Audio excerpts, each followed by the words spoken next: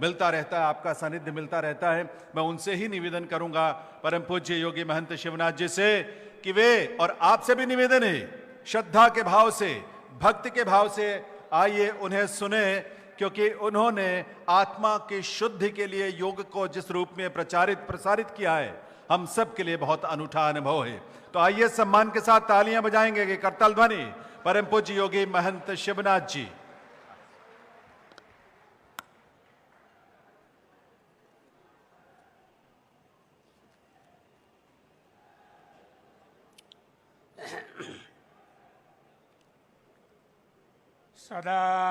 सदाशिवसमारम्भां गोरक्षनाथमध्यमाम् अस्मदाचार्यपर्यन्तां वन्दे गुरुपरम्पराम्।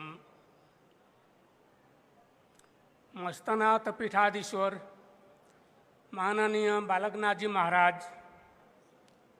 हरियाणा के मुख्यमंत्री माननीय खट्टर साहब, मंचासीन वंदनीय अर्चनीय संत मंडली और मंचासीन अन्य गणमान्य व्यक्तिगण, अतिथिगण, उपस्थित सज्जन वृंद, हमारे नाथ संप्रदाय भारतवर्ष में सबसे प्राचीनतम संप्रदाय है। संत कबीरदास, संत तुलसीदास, गुरु नानक का पहले आविर्भाव होने से पहले नाथ संप्रदाय था। शंकराचार्य, रामानुज, माधवाचार्य, बल्लभाचार्य, निम्बार्काचार्य से पहले नाथ संप्रदाय था। नाथ संप्रदाय के संस्थापक गोरखनाथ जी नहीं है। गोरखनाथ जी के गुरु मच्छिंद्रनाथ जी थे। मच्छिंद्रनाथ जी के गुरु आदिनाथ जी, तो आदिनाथ जी भगवान शिव नाथ संप्रदाय के संस्थापक हैं। तो भगवान शिव जितना पुराना है, नाथ संप्रदाय इतना ही पुराना है। दूसरा पॉइंट, नाथ संप्रदाय का जो विस्तार, इतना विस्तार हुआ, अन्य संप्रदाय का इतना विस्तार नहीं हुआ। संत तुलसीदास और कबीर, ये दोनों महापुरुषों का प्रभाव आपके उत्तर भारत में है। संत तुलसीदास, कबीर का कोई मठ मंदिर उड़ीसा, बंगाल, आसाम में नहीं है। कोई साधु संत नहीं है, उनका कोई शिष्य भगत नहीं है, दक्षिण भारत में नहीं है। ये दोनों महापुरुषों का प्रभाव, प्रचार, प्रसार उत्तर भारत में है। गुरु नानक, उनका प्रभाव पंजाब में है। किंतु गोरखनाथ और नाथ संप्रदाय, इसका प्रभाव समग्र भारतवर्ष में, आप कोई भी प्रांत में जाइए, नाथ संप्रदाय का मठ मिलेगा, साधु संत मिलेंगे, धुना मिलेगा। और आप लोग जैसे गृहस्थनाथ हैं, ऐसे गृहस्थनाथ हर प्रांत में हैं। तो ये नाथ संप्रदाय का जो विस्तार है, केवल भारतवर्ष में नहीं है, बहिर्भारत में, पाकिस्तान में रावलपिंडी, पेशावर, झेलम, सिंध प्रदेश, अफगानिस्तान, बलूचिस्तान, ये सब स्थान में नाथ संप्रदाय का बहुत बड़ा मठ था। देश जब विभाजन हुआ 1947 में, साधु लोग पाकिस्तान छोड़ करके भारत में आ गए, वो मठ सब ध्वस्त हो गया। कुछ जगह में भी है अभी। रावलपिंडी में गोरखनाथ मंदिर है, पेशावर में गोरखनाथ मंदिर है, बलूचिस्तान में जो हिंगलाज मंदिर है, ये भी हमारे नाथ संप्रदाय का था। तो बांग्लादेश में 3-4 बार गया हूँ। बांग्लादेश में भी नाथ संप्रदाय का बहुत मठ मंदिर था। देश विभाजन के बाद वो नष्ट हो गया। एक जगह में मैं गया समुद्र का अंदर, बाई बोट में गया। वहाँ समुद्र का अंदर एक आइलैंड है, एक द्वीप है। वहाँ गोरखनाथ मंदिर, जालंधरनाथ मंदिर, कानिपानाथ मंदिर, आदिनाथ मंदिर, वहाँ बांग्लादेश में समुद्र का अंदर है। मैं देख कर आया हूँ, फोटो लाया हूँ। तो नाथ संप्रदाय का विस्तार केवल भारतवर्ष में नहीं, पाकिस्तान, बांग्लादेश, अफगानिस्तान काबुल में संत सिद्ध रतननाथ जी का समाधि मंदिर काबुल में है। इसी तरह नाथ संप्रदाय का विस्तार समग्र एशिया महादेश में विस्तार लाभ किया था। ये हो गया विस्तार। इसके बाद नाथ संप्रदाय एक राजधर्म था।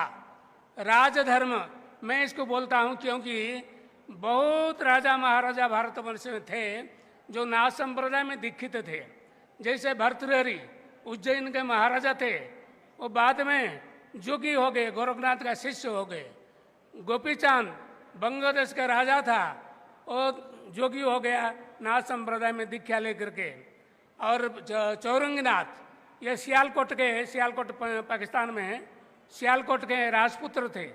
ये नाथ धर्म में दीक्षा लेकर के जोगी हो गए। उड़ीसा में एक राजा थे, उनका नाम विभूतेंद्र मल्ल, वो जोगी हो गया, उनका नाम हुआ मल्लिकानाथ। मल्लिकानाथ का गादी उड़ीसा में है।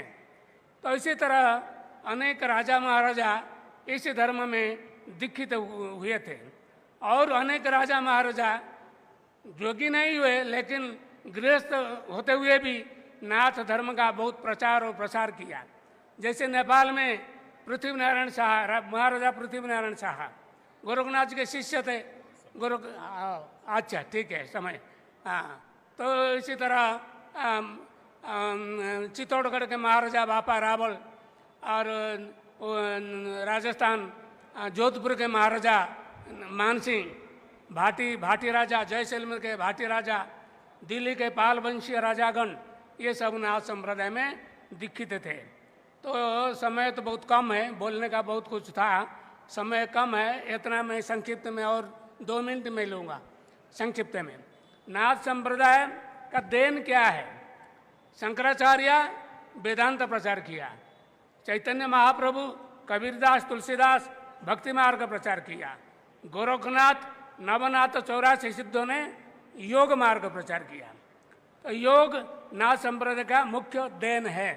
योग, तंत्र, आयुर्वेद और साहित्य, ये 4 क्षेत्र में नाथ संप्रदाय का काफ़ी अवदान है। योग के बारे में मैं मुझे बोलना था।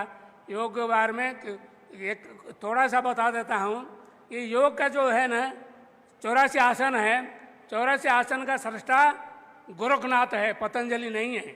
क्योंकि गोरखनाथ जी के नाम में गोरक्षासन है, मच्छिंद्रनाथ का नाम में मच्छिंद्रासन है, पतंजलि का नाम में कोई आसन नहीं है। पतंजलि कभी नहीं कहा आसन प्राणायाम करने से रोग दूर होगा।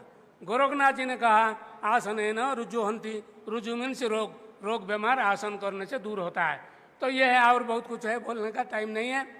कि ये हो गया योग। तंत्र में भी नाथ संप्रदाय का देन है, आयुर्वेद में है, साहित्य में 1-2 पंक्ति गोरखवाणी बोल करके मैं समाप्त करूँगा। गोरखनाथ जी ने कहा, हसीवा खेलीवा गाईवा गीत, दृढ़ करी रखी अपना चित, हसीवा खेलीवा रहीवा रंग, काम क्रोध न करीवा संग, हसीवा खेलीवा धरीवा ध्यान, अहर्निशि कथिवा ब्रह्म ज्ञान, हंसे खेले न करे वन मंग, तेन अचल नाथ के संग। जो हंसता है, खेलता है, लेकिन मन को शांत रखता है, जिसका मन चंचल नहीं है, स्थिर है, वही गोरखनाथ का साथ रह सकता है। जिसका मन चंचल है, अस्थिर है, वो गोरखनाथ का साथ नहीं रह सकता है। मैं इतना कह करके मैं मेरा वाणी को विराम देता हूँ।